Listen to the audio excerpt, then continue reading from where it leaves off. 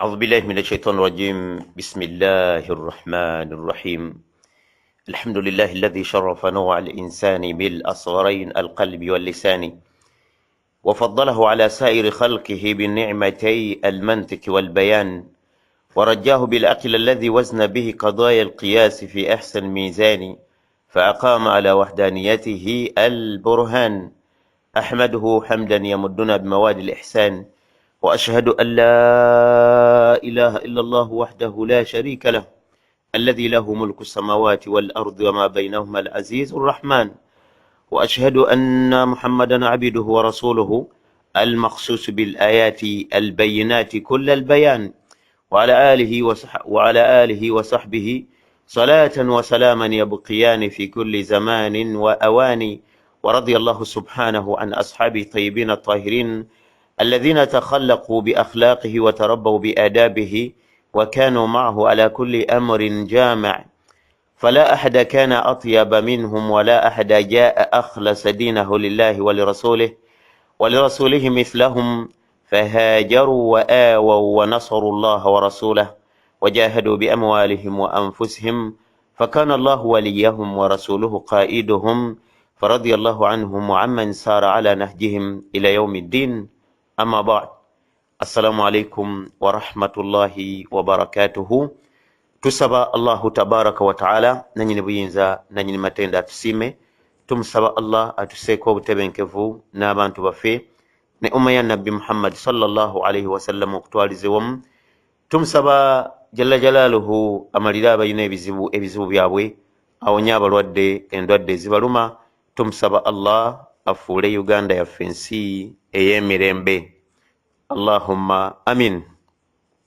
Abampuliriza, tugenda maaso n'omusomo gwaffe oguyitibwa al adabu al islamiya. Omusiraamu asaana kweyisa atya?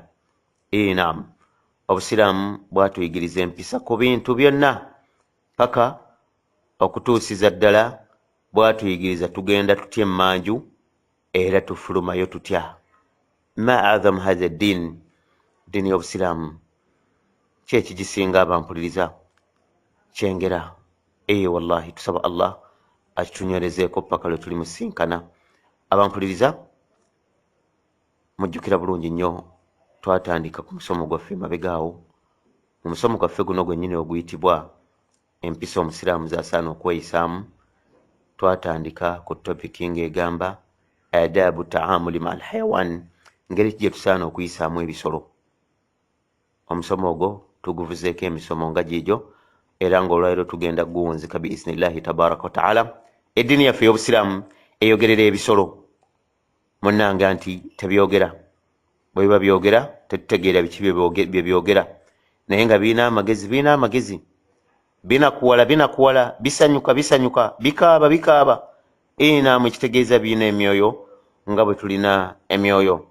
Kiba kirungi nnyo okubeera nti omuntu bw'aba alengera ebisolo ebyo abirengere nga bitonde bya Allah, tabirengera ng'ebitalina mugaso, kubanga ajja binyiiza agwe mu busungu bw'omutonzi Allahu tabaraka wa taala. Twalaba ekyatuuka ku bantu b'omulembe gwa Nabbi Saleh. Eŋŋamiya ya Allah baagikolera olukwe ne bagitta, Allah n'abazikiriza bonna, ayatta n'abeekoobaana, na bonna abaategeera ensonga ne basirika. Kyekyabaleetera obuzibu abasigadde. Fadamdama alayhim rabbuhum bidhanbihim fasawaha. Allah bonna bwe yali ababoneza yabazingako bonna omulundi gumu. Lwaki tebaayogera abalala? Lwaki lam yastankiru, tebaagamba bannange ekikolebwa kikyamu? Bonna ne beeko ensolo ya Allah. Bw'oba n'ogwe munnange olina ekisolo ky'olaba ne kitakusanyusa, kitonde kya Allah. Allah yakitonda era amanyi lwaki takitonda. Tokinyiiza okuggyako ebisolo ebitemu ebyo ebyalagibwa okuba nti nno bittibwa, ebinyiiza era nga ebibivaamu teri kabuuzo okubeera nti bittibwa olw'ensonga ezo. Naye ekisolo kyonna ekitalina mutawaana munnange tokkirizibwa kinyiiza. Keeba embwa mulimu entemu n'ezitali ntemu. Ffe tuwangaalira Egypt wano e Cairo, waliwo embwa zaawo mpitirivu nnyintulamu tozirabangako. Ozisanga n'oziyitako n'otambula n'ogenda. Oyisiŋŋanya nazo ne zikoteka n'emitwe bwe ziti. nga tezirina mutawaana n'akatono. Kati ng'embwa ekika ekyo okuba yaki ekkoze eki? Waliwo ebisolo mwattu omuntu ayinza okukinyiiza nekimutunuulira nga wallahi eringa erina kyetegeeza nga kiringa ekigamba naye abantu lwaki muli bazibu, lwaki abantu mulumbagana, lwaki abantu mweyisa bwe mutyo? Kati kkoze eki? Ng'era bw'olaba omuntu omunafu ng'afuŋŋaniddwa ow'amaanyi ayinza okuba munnaye tajja muddamu, anti bw'anaamuddamu ayinza omumusaanyaawo n'amutunuulira bw'ati, naye ng'entunula erina ebintu byevvuunula. Teweerabira nti Allahu tabaaraka wa ta'ala ategeera ebyekwesa, abimanyi bulungi, era ebiwaabwa byonna nga biwaabwa okuva mu bintu ebinafu. Allah awuliriza okuwaaba okwo, era waakusasula omutonzi Allah omuntu yenna alyazaamaanya muntu munne oba alyazaamaanyiza ekitali muntu. Allah ajja kusasula obulyazaamaanya ku lunaku lw'enkomerero paka n'ensolo ezeeyikolako obulyazaamaanya Allah ajja zisasula. Ensolo y'amayembe bw'eba yatomera ey'enkuku etalina mayembe, Allah ajja kuteeka ku eno etalina amayembe esasule okutomerwa okwo okwagitomerwa. Allahu tabaaraka wa ta'ala byonna ebikolwa birengera bulungi nnyo, teri kimuyitako. Abampuliriza, oluvannyuma lw'ebigambo ebyo tusenvule biiznillahi tabaaraka wa ta'ala nga omulundi ogwaggwa twakoma ku mpisa yali namba 8 ku mpisa Zetusaanye okuyisaamu ebisolo. Alla yahula baina alhayawaani wa baina waladahu illa lidharura, okubeera nti tojja ku kisolo mwana gwakyo okujjako nga waliwo ensonga. Bwe waba nga tewali nsonga tosanga kisolo n'abaana baakyo n'obeera ng'obaawula. Twagamba mugende era abaana bammwe bonye okwawula ebisolo ne bamaama baabyo. Ayisa kiyumbo kya nyonyi ajjemu ebyana bya kazaali bw'atutte, ayise ku bukapa atutte obuto obukyayonka. Munnange, ebintu ebyo biringa bantu. Ng'omuntu bw'anakuwala ng'omwana we bamutwala, nabwe kityo ekisolo ekyo bwe kinakuwala oba ekinyonyi ekyo. Omubaka yali akimanyi bulungi nnyo, era yasomesa basahaba ng'ogunyonyi gujja mbaka ali awo ne basaba n'ategeera kye gutegeeza. N'abuuza nti ani ayyukum faja hadhihi biwaladiha, ani afuŋŋanya omwana gw'ekinyonyi kino? Sahaba yaliwo n'agamba nti ya Rasulallah. Omubaka n'amugamba kizzeeyo. Era n'agamba nti omuntu agezaako okukola ekyo Allah ajja mwawula n'abantu be ku lunaku lw'enkomerero. Olaba ng'ebyokusaaga bitwogera naye nga bituufu byannama ddala. Ebisolo byetaaga obirowoozaako, byetaaga okusaasira, byetaaga okufaako. Kale no munnange, empisa gye twakomako yeeyo, tokkirizibwa kwawula mwana na maama waayo okuggyako nga nsonga ya buwaze. Buliwo ebisolo ebigwamu akazoole, oyinza okiraba nga kyagala kutta mwana gwakyo, oyinza okyawula ku kyo, okyawula ku gwana ogwo, obanga we kiri ate wajja kunyiiza omwana, oyinza okubeera ng'okola siyaasa kuba nti obudde kijjayo omwana n'ayonka omala n'okira wahakadha. Kiyinza okuba omwana waakyo ajja kufuna n'oba ng'okikoze lwa buwaze. Naam, nga ku mulembe gwa Nabiyillaahi Yunus alayhi salaam ekyafaayo kiwanvu, naye abantu b'omulembe gwe bwe baayitirira obujeemu, amawale bwe gaayitirira okwewanika, yasaba Allah abazikirize. Era n'abawa ennaku zaali 3 olw'obusungu. Awo nno waliwo ebyokuyiga munnange. Omanyi bannabbi baalimu nabo embeera zaabwe, amakulu baali banjawulo kuba baali nga bonna tebatambulira ku level emu. Waliwo abaagumiikiriza ennyo, waliwo n'abataagumiikiriza nnyo. Abantu bajeemu, abantu banyiiza, waliwo bannabbi abaagumira ebinyiiza ebisinga ku bya bannaabwe. Nabiyillaahi Yunus bw'asabira abantu abo bw'ayita ennaku 3 ajja alabe Allah kyakoze abantu abo, yabasanga batemya. Yasanga batemya bukusu. Kyekigendeerwamu ti abantu bano Nabiyillaahi Yunus ng'amaze obbakuba amabega oluvannyuma basabira badde eri omutonzi Allah. Alqa Allahu al-inaaba fi qulubihim, Allah yabateeka okweddamu mu mitima gyabwe ne beetonda ne babeera ne balabikira mu mbeera ezisaba okusonyiwa kwa Allah n'abasonyiwa. Kiki baakola mu bimu bye baakola baayawula abaana ku bamaama baabwe mu bisolo. Baayawula ebyana bino eby'ebisolo ebito ne babiteeka walala, ne babeera nga n'ebisolo biba walala bimaama biryoke bikuba omulanga nti omwana akaba omulanga olwa maama we lwaki amubuddeko, lwaki bamugje ku maama we. Omwana bwajjibwa ku maama we akaaba, era bwe kitaba kigendere ne maama yennyini aba akaaba, omwana wange, omwana akaaba maama. Ebisolo ne bidda munnange miranga, bakyagala balabikire mu mbeera eyo erabika nti Allah ajja basonyiwa olw'ensonga eyo. Era bwe kityo bikyali munnange, ebisolo byonna bitandika okukuba emiranga. Allahu akbar, bantu bakaaba, ebisolo bikaaba. Fataaba Allahu alaihim, Allah n'abasonyiwa. Munnange Nabillahi Yunus agenda okudda alabe ku Allah kyakoze abantu abo, nga Allah yabasonyiye, Allah nga yabasonyiwa. Allahu akbar. Abampuliriza wano nno munnange, bw'otabeeraawo n'obeera nga ogezza okusaasira kwa Allah n'ogamba tasobola kusaasira muntu oyo, wallahi buyinza okukyenkya gw'olabe wiiki ewedde nga omulaba wiiki eno nga mulala nnyo. Tuli yabadde mu boononefu layini esooka, kati ali mubakkiriza layini esooka. Tokkirizibwa munnange kubeera nga olaba nti okusaasira kwa Allah tekujja kukka ku bantu. Abampuliriza, enjawulo abo gye baakola okwawula abaana b'ebisolo ku bannyaabwe, ku maama baabyo, baali nga kye bakola kya buwaze. Kale nno bw'eba nga nsonga ya buwaze ng'esobola okuvundula ekyo tekirina mutawaana, eyo empisa gye twakomako. Mukkirize biiznillahi tabaraka wa taala tube nga tuwunzika omusomo gwaffe n'empisa esigadde. Empisa namba 9, empisa zetusaana okuyisaamu ebisolo. Adamu wasmi alhayawaani fi wajihi au dharbihi alaihi, tokkirizibwa kulamba nsolo mu feesi oba gikuba mu feesi. Naam, obujulizi hadisi yiino yayogerwa eri mu Muslim eva ku Jabir radiyallahu anhu qaala, Jabir yagamba, naha rasulu sallallahu alaihi wasallam an dharibi alwajhi wa an wasmi alwajhi, ombaka yagaana okukuba mu feesi era yagaana okulambamu.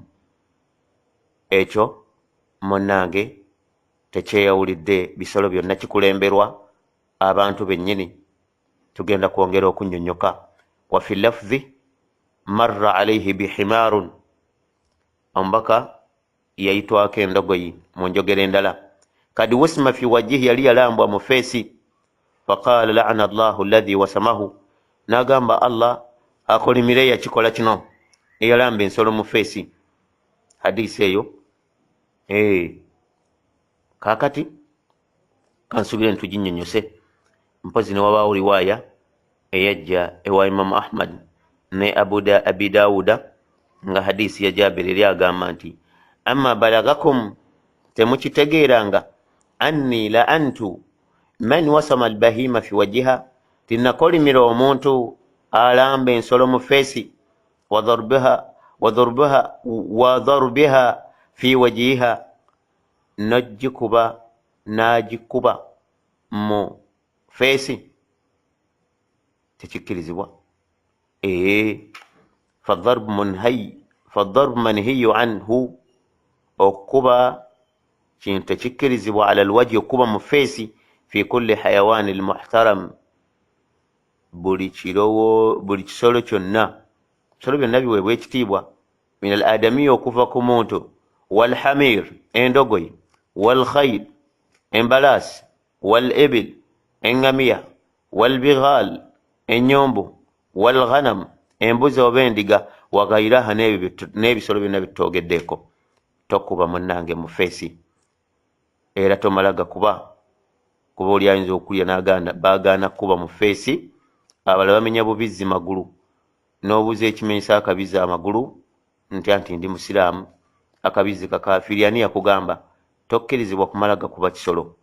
Oyita ku mbwa nga bagimenye, egenda ewalira ensonga nga teriiwo. Embwa eragawa n'amenya. Tusaba Allah tutaase.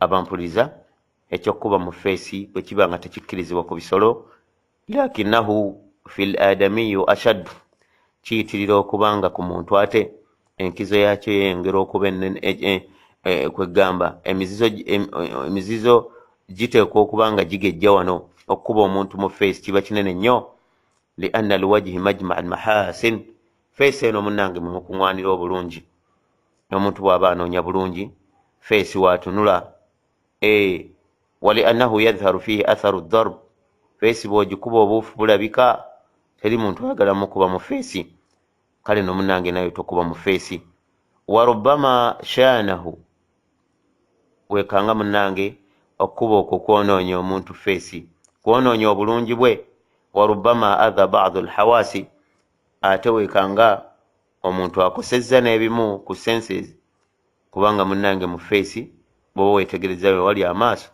feesi we wali ennyindo feesi we wali akamwa feesi nowakubadde amatu gali ku bbali byonna olaba biri mu feesi feesi yeetaaga okwewala era abantu abakuba mu feesi bw'oba obeetegereza baba n'agatima agabi bw'olaba omuntu bwe kuba kulwana nga ye anoonya ennyindo anoonya liiso anoonya kuwangula mannyo oyo manyi ogutima gwafa dda waliwo abanyiiga ng'era akimanyi nti ali mu kulwana naye ng'ennyindo ne bweyeeta takubawo ayagala kukuba ku bitundu birala ayagala kukuba ku kibegaabega wahakadha si nabwe kityo mpozi tewabawo agamba nti mpagira kulwana wano olayinza okugamba nti afeesi gye baagaana ewalala wo nkubawo temubeera mu bantu balwanyi temubeera mu bantu bakubi munnange feesi yeewalibwa nosanga omusajja nga yonoona feesi y'omukyala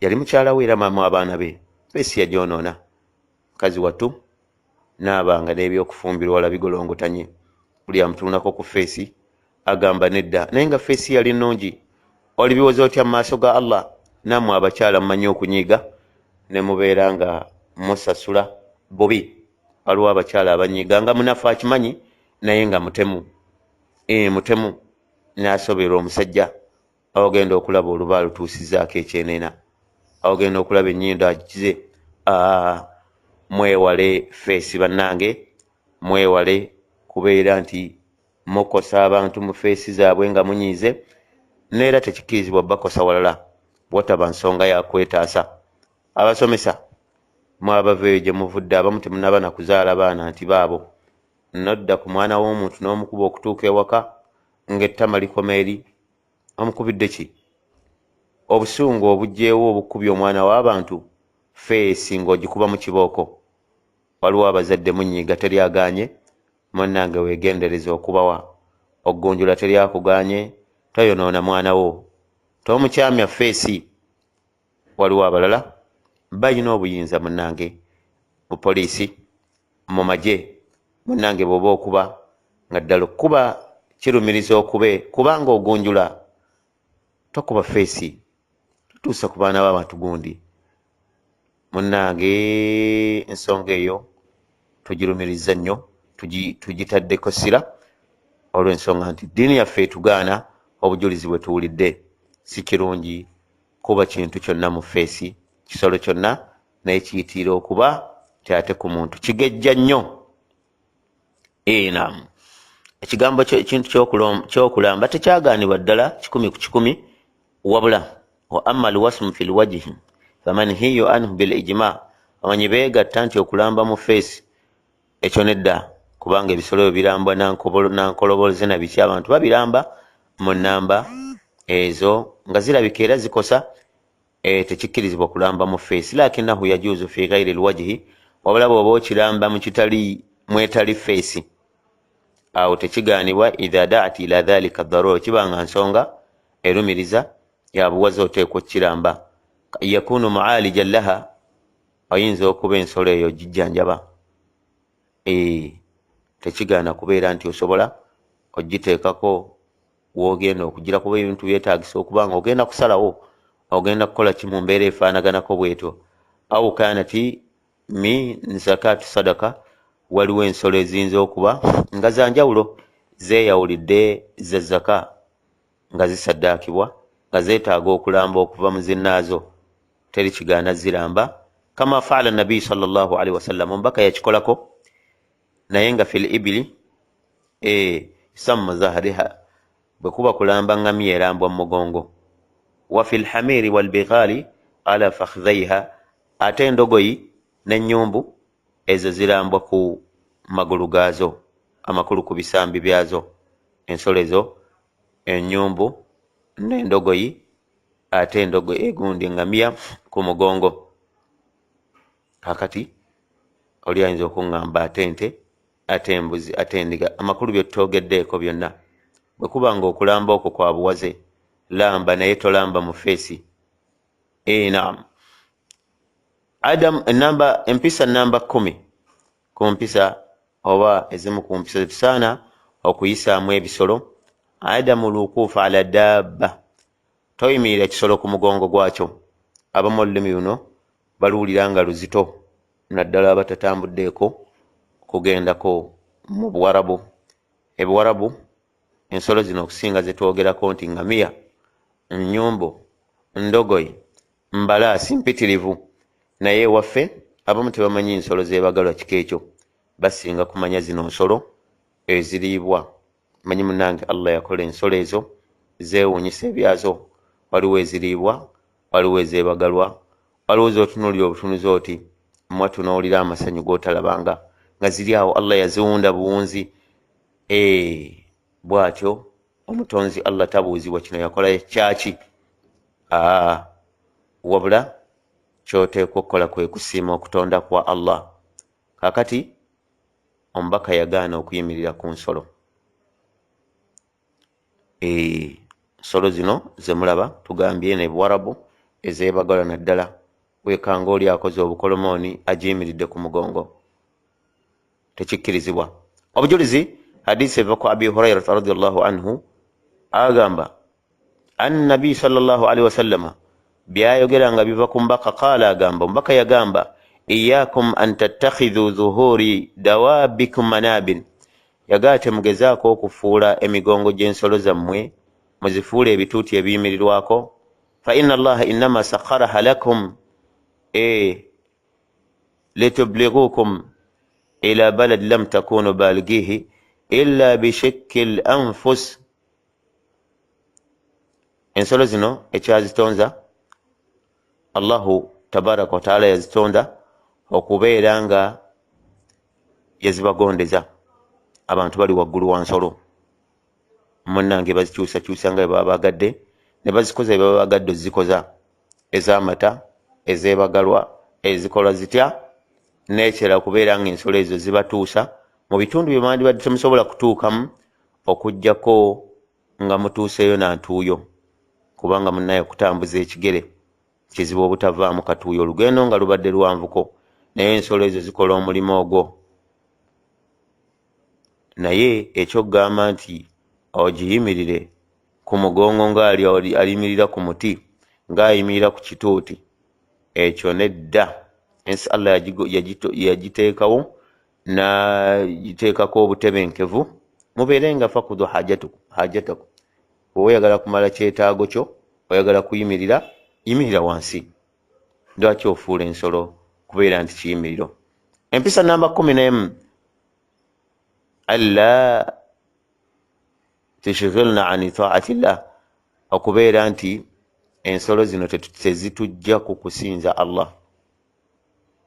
Naam, faqad yanshagilu al-insanu bitilka ad-dawab wal hayawanat an adaa'i salawati wa sa'ir ta'at. Omuntu ayinza okwefuula bize ku nsolo zino, essola ne zimuyitako, emirimu mingi ne gimuyitako egy'eddiini, naye nga teri kirala okuggyako ensolo. Fahadha haramun wala yajuzu, ekyo nno haramu tekikkirizibwa. Onyonnyole essolo zipange mbwa nti obadde mu nte, obadde mu ndiga, obadde mu mbuzi, obadde mu ki, abo obujulizi buba tebukola. Beera nga olabirira ensolo zo, beera bize kuzo teryaganye, naye tokkirizibwa okubeera nti nsonga ekulemesa ibaada, nsonga ekuyisaako essola n'ebirala. Qaala rasulu sallallahu alaihi wasallam, omubaka wa Allah yagamba, irkabu hadhihi dawab, mwebagala ensolo ezo, salimatan au fadauha salima, muziba muzebagala muzebagale nga nnungi, nga zifaana bulungi, nga namu bulungi, era bwe kuba kuzireka muzireke nga nnungi, nga namu bulungi. So si kuba nti weebagadde ensolo ogenda ogibuukako ng'okugulu okumu ewenyera. Abampuliriza, ebigambo bino Obusiraamu bukubiriza abantu okubeera nti bayisa bulungi ebisolo. Omubaka yagamba wala tattakhizuhu karasi, ensolo ezo temuzifuula ng'omuntu bw'olaba obutebe. Bwe kuba kwebagala kutuusiza gy'olaga, giveeko dde wali. Naye okugira oti owalampe, oba olina b'onyumya nabo bagambe emboozi etandika ozifudde entebe, ekyo tekikkirizibwa. Hadisi eyogerwa Ahmad. Sheikh Albaniyu yagamba hadisi ntuufu, mpozi ne hadisi gye tumaze wali ey'obutazifuula bituuti eyogerwa Abu Dawuda mu kitabu kya Jihadi, era Sheikh Albaniyu yagamba hadisi ntuufu. Abampuliriza, tunaatera okuwunzika. Empisa namba 12, yajuuzu qatli al-mu'dha minha. Waliwo ebinyiiza mu bisolo ebyo oba mu bitonde ebyo byo bittibwa. Mithli al-kalbi al-uqur, waliwo embwa nga kika kyazo zo ziri awo ntemu teziwoneka, embwa ezo zo zittibwa. Wadhiba, n'omusege, walhayatu, n'emisota, walfa'ar, n'emmese, wa ghayra dhalika, n'ebirala ebiringa ebyo nga waliwo ekkonkome n'ebirala byetutamenye. Abampuliriza, twagamba, omubaka yagamba ebintu ebisalibwa tubisala bulungi, n'ebittibwa bittibwa bulungi. Idha qataltum fa ahsinu alqitla, bwe biba bittibwa ekyo kiba kitegeerekese ng'emmese n'ebirala tewali mutawaana, naye bw'oba okitta tokitta bubi, tokikumako, tokiyiwaako peteroli omale okoleeza omuliro. La yu'adhib binnaari illa khalikuha au illa khaliku, na teri abonereza na muliro okujjako Allah yagutonda yekka abonereza n'omuliro. Abantu abatta ebintu n'emiriro mugenderere. Olinga obusungu bumutta n'ebigambo kwagobereza, saati yange yonna ogirya mu kifuba n'ogira alinga ayogera n'omuntu. Mwebali tannaba kubonereza kintu kino kyagenda okutta n'amala okulaamiriza ebigambo tobirabangako. N'olowooza nali nakussa kasiiso era kaakati ebyo tebikola, ekuba kutta longoosa okutta. Naam, ebintu bino omubaka yabyogerako bittibwa mu hadisi eri mu Muslim, agamba nti khamsun yuqtalna fi lhilli walharam, bittibwa kekibenga omuntu ali mu mikolo gya hijja oba tali mu mikolo gya hijja. Alhayatu, omusota, walghurabu alabqa, mpozi namuŋŋoona ezo mulimu ezittibwa. Waliwo namuŋŋoona nga zafujjo nga nzibu. Walfa'aratu, n'emmese. Walkalbu al'uqur, embwa tuzogeddeko, si buli mbwa. Waliwo embwa nga zo ntemu ziri awo. Walhudha, walhadatu oba hadatu, ne fulungu. Naam, ebyo bittibwa. Namba 13, era ne fulungu kirabika mulimu bika. Waliwo ebika ebiki ebittibwa n'ebika ebitakola ki, ebittibwa nga gundi oli namuŋŋoona. Namba 13, yajuuzu al-ardaafu alayha. Olulimi luno olw'ebimu n'ebimu ekyo kitera okubaawo mu bisolo ebyo. Kapa yo nga kapa tokkirizibwa kugitta, naye waliwo zikapa nga mu butuufu embeera zaazo za bulabe, ng'omulimu gwazo omukulu kuyigganya bantu nabbanyiiza, era nga zibalemeza okulunda ntemu tozirabanga, egyo nno giba myayo migunju. N'ensonga eba egikuttisa erabika, naye kapa eya bulijjo tomala gagitta. Empisa namba 13, yajuuzu al-ardaafu alayha, au al-irdaf alaiha. Ensolo eno kuba nti osobola ogiweekako nga ogyebagadde n'oweekako n'omuntu omulala, ekyo tewali mutawaana. Amakulu yajuuzu an yarkaba ala tilka dabba akthar min wahid au an yurkaba ala tilka dabba akthar min wahid. Ensolo eno esobola okuwebagalwako abasobaku omu naye nga waliwo akalombolombo. Idha alimna annaha tatahammal dhalika, bwe tuba tukakasa nti ekisobola. Kubanga ebintu byo bimanyikiddwa bannyini byo, amanya nti ekintu kino kisobola obuzito buno bukisobola, ate kisobola buzito bwe biti. Ng'era bw'omanya emmotoka yo, nga bw'omanya pikipiki yo, nga bw'omanya akagaaliko.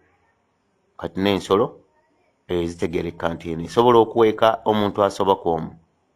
Faqad rakiba an-nabiy sallallahu alayhi wa sallama ala dabbatin wa ardafa khalfahu Abdullah ibn Abbas radiyallahu anhum. Omubaka sallallahu alayhi wa sallama yeebagala ensolo n'abeeranga ku nsolo yennyini yaweekako emabega we Abdullahi mutabani wa Abbas radiyallahu anhu. Empisa namba 14 nga yesembayo. Wa min al-adab allati yanbaghi an na'rifaha, era empisa zisaana okuba nga tuzitegeera fi at-ta'amuli ma'a tilka ad-dawab, ngeri gye tusaana okukolegana oba okuyisaamu ensolo ezo. Annahu yajibu alayna an nukhrija zakatuha idha kanat mimma yuzakka. Nsonga nkulu, empisa endala gye tusaana okweyisaamu ku bisolo okuba nti senga ebisolo ebyo byebimu ku bisolo ebivaamu zaka, okuba nga tubijjamu zaka. Owulidde olulimi olwo? Era empisa eyo okusembayo olabira ddala nga kikulu ddala, kubanga oli ayinza okuwulira ku biisa obulungi era biki, awo n'agamba ntegeddewo, naye naaba nga tategedde ekikulu. Ate era nga kikulu ddala ekyokubeera nti ensolo ezo bwe ziba zivaamu zaka, okubeera nga agijjamu. Engamiya evaamu zaka, zivaamu zaka. Ente zivaamu zaka, embuzi zivaamu zaka, endiga zivaamu zaka.